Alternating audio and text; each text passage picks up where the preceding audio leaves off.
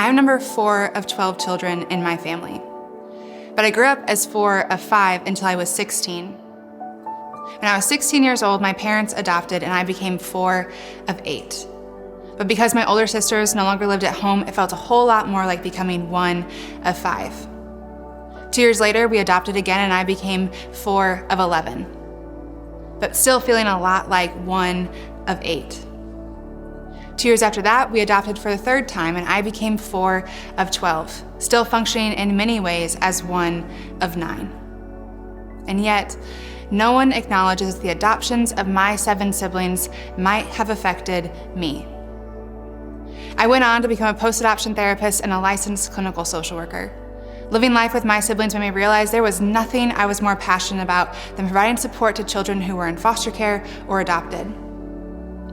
Having helped my parents navigate the unhelpful help that is available to children who have experienced trauma, I knew that I wanted to provide counseling as someone who gets it, and to actually equip parents to provide healing care to their children. During the first week of my new job as a therapist, I conducted an assessment with a family. Over the course of a couple hours, the parents shared their struggles and frustrations with me, but unfortunately, I was distracted the entire time. Their 14-year-old son was coming in and out of the room, helping with the younger kids in his family, following the instructions his parents gave him intermittently throughout our meeting, trying to do everything possible to keep his younger siblings quiet and out of the room so as not to interrupt us. But there was something about his demeanor that felt so familiar to me that I couldn't help but watch his behavior. It wasn't until I was driving back to the office that I realized why he felt so familiar. He was me. He had the same role in his family that I had held in mine, and I found out later it was affecting him in many of the same ways it had affected me. You see, when I lived at home with my family, when things got too hard, when the grief over all that I had lost of myself, my family, and my life felt painful, when the role as an extra caregiver felt like too much responsibility to hold, when the burden of my parents and my younger siblings enveloped me, and when the reality of it all felt entirely too chaotic, overwhelming, and hopeless, I'd go to my room and close the door and cry. A family friend had given us a song on a CD, and when I had no more tears to release, I would turn on my stereo and listen to this song on repeat. The song was Stephen Curtis Chapman's When Love Takes You In. And now I recognize I should probably not even attempt to recite these particular lyrics at this particular conference, but they went something like this. I know you've heard the stories, but they all sound too good to be true. You've heard about a place called home, but there doesn't seem to be one for you. So one more night you cry yourself to sleep and drift off to a distant dream, where love takes you in and everything changes, when love takes you home and says you belong here. I would listen to this song on repeat until I could reorient myself, until I could tell myself that my struggles were nothing compared to my younger brothers. They had lived a life prior to becoming part of us that I couldn't imagine and quite frankly could not endure. All the hard I was experiencing was nothing compared to the hard they had experienced. The loneliness and invisibility I felt were nothing compared to what they had felt. All that I had lost, the family I had known for the first 16 years of my life, was worth losing if it meant my brothers were finally gaining a family. I would listen to this song on repeat until I could believe those thoughts to be truth. And then I would dry my eyes, checking my reflection in the mirror, making sure that every bit of evidence of tears was erased from my face. And then I would open my door and go back out to be with my family, without anyone ever knowing about those tears I cried. Completely invisible. And I remain invisible in my role because I believe the lie that my needs, my struggles, my feelings were nothing compared to my younger brothers. I believe that I need to take care of myself and my needs because my parents had so much more important things to do than take care of me. My brothers were so much more important than me. But when I became a therapist and started meeting other siblings who were living the life I had lived, believing the lies I had believed, I couldn't allow them to feel what I had felt. So after a couple of years of working as a therapist, helping countless families post-adoption, meeting siblings who had gone unnoticed, I decided to go back to school for my PhD at the Care and Purpose Institute of Child Development at TCU, where TBRI was created. I wanted to help other families like my own, and I wanted to start a dialogue about the experiences of the other children in the home. One of the first studies I conducted as a PhD student was with over 200 adult adoptive siblings who were biological children of their parents who had fostered or adopted. These siblings shared stories that were both extremely good and extremely hard, two things that I know so perfectly and complexly coexist in the world of adoption and foster care. They shared extremely good experiences, things like gaining more empathy, compassion, maturity, a wider worldview because of what they experienced in their family. Some shared that their siblings were their favorite people in the entire world. And others shared that they went on to choose professions in the same way I had chosen mine, to help other children who had experienced trauma like their own siblings. And others went on to foster and adopt as parents themselves. And these siblings also shared extremely hard experiences. Things like feeling invisible in their home, feeling like they had gone unnoticed and unseen within their own families. Some discussed the burden and the weight of living in a home where there was so much stress and chaos. Some even shared that they experienced bullying and abuse within the four walls of their home. And others shared that they went on to struggle with mental health issues and broken family relationships because of what occurred in their family. By the time I finished this study, I realized that my work was not going to just be about creating the dialogue around the experiences of adoptive siblings. My work was about the whole family. You see, the adoptive siblings were just the missing puzzle piece for me. When I put their experiences in the context of their families, I discovered something that completely changed the way I viewed adoptive and foster families and the services meant to support them.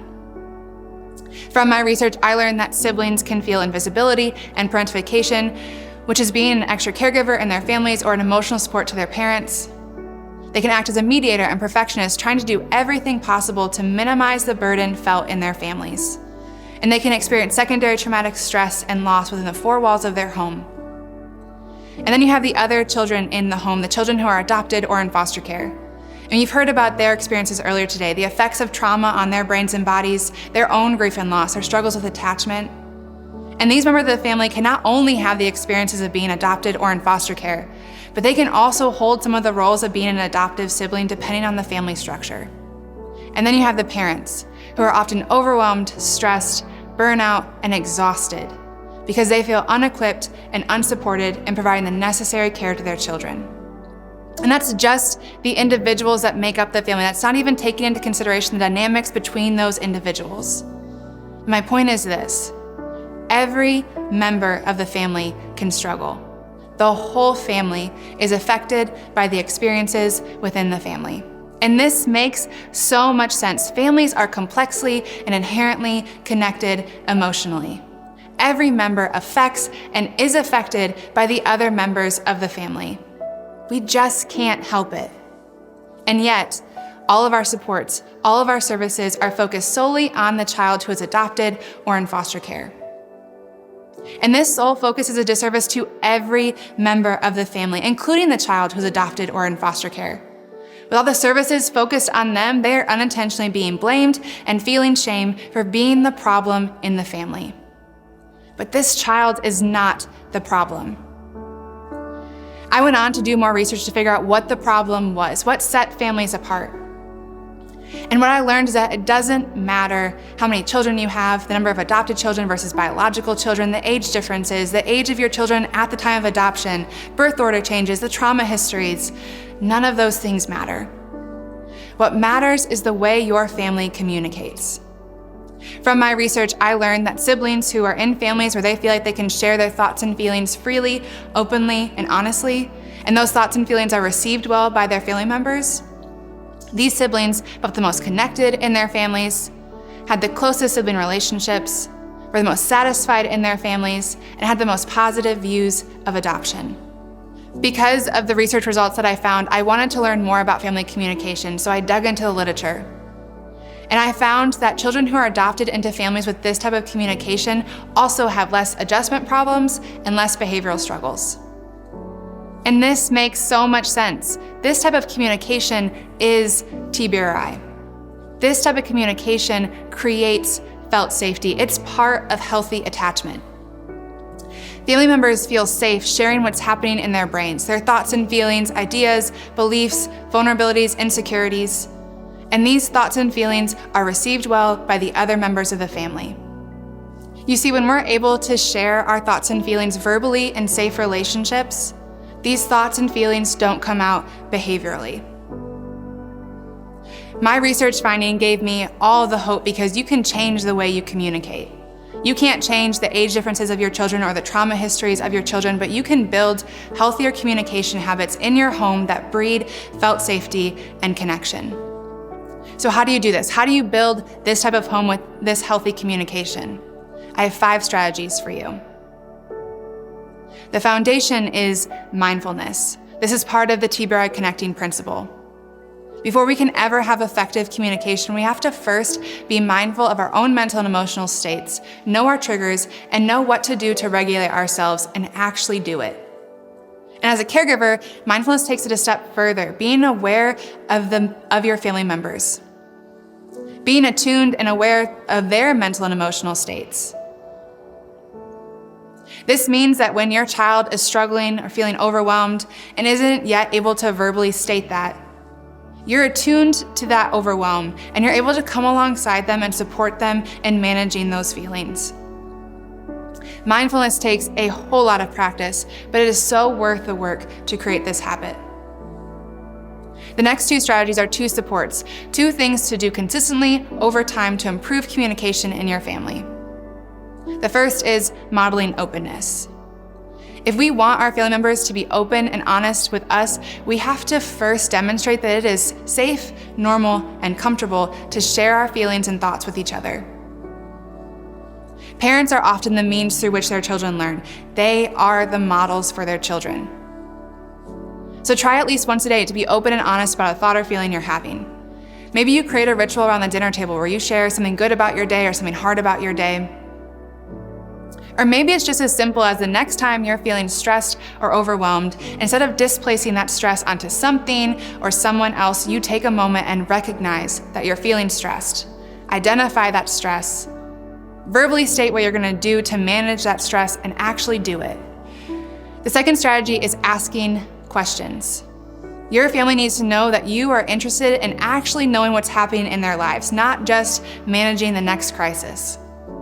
In order to show you're interested, simply ask questions. These can be very simple, open-ended questions. I've created a very easy tool for this called Good, Hard, Better. This can be used as a daily check-in, but also for big, hard conversations about the experiences in your family. As a daily check-in, create a family ritual where you share something good about your day, something hard about your day, and what could make your day better. This can be around the dinner table or even during a bedtime routine. In the interventions I created as part of my PhD program, I use this tool to have big, hard conversations about the experiences of every member of the family. We ask, what has been good about your experience in your family? What has been hard about your experience in your family? And what could make your experience better in your family? Asking this last question opens the door for problem solving between the parent and the child, allowing the parent to meet tangible needs of their children, which builds or rebuilds trust. And I'll let you in on a little secret. 9 times out of 10, when a child is asked what could make their experience better, their response is simply to have more one-on-one time with their parents. They're not asking for the moon. Now, the last 2 strategies cover all interactions in your family. They're things to do consistently every day in your home. The first is to be receptive. Being receptive involves listening to what someone has to say, thinking about it from their perspective, and even if you don't agree, acknowledge where those thoughts came from.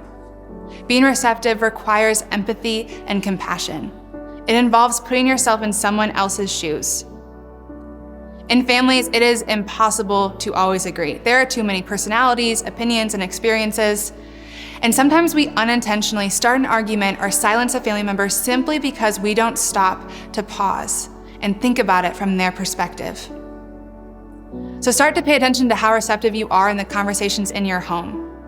Do you unintentionally shame, blame, or silence someone? And probably most importantly, what is your nonverbal behavior or your tone of voice saying that your words aren't?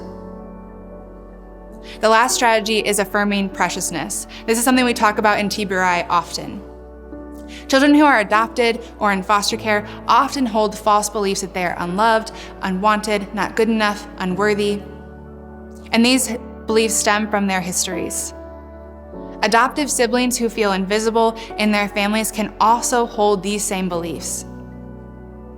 Your children need to hear from you daily that they matter to you. They need to hear things like, I love you, I'm so glad you're mine, you're such an incredible kid. Whatever's natural for you to say. The point is that they need to hear that they are loved and valued for who they are, not for what they do. As you affirm their preciousness, you are silencing their false beliefs about their own worth and value. So as a recap, the 5 strategies are practice mindfulness, model openness, ask questions, be receptive, and affirm preciousness. Building a home with this type of communication requires time, effort, and practice as you try over and over again to build healthy communication habits in your home. But I promise you, it is so worth it.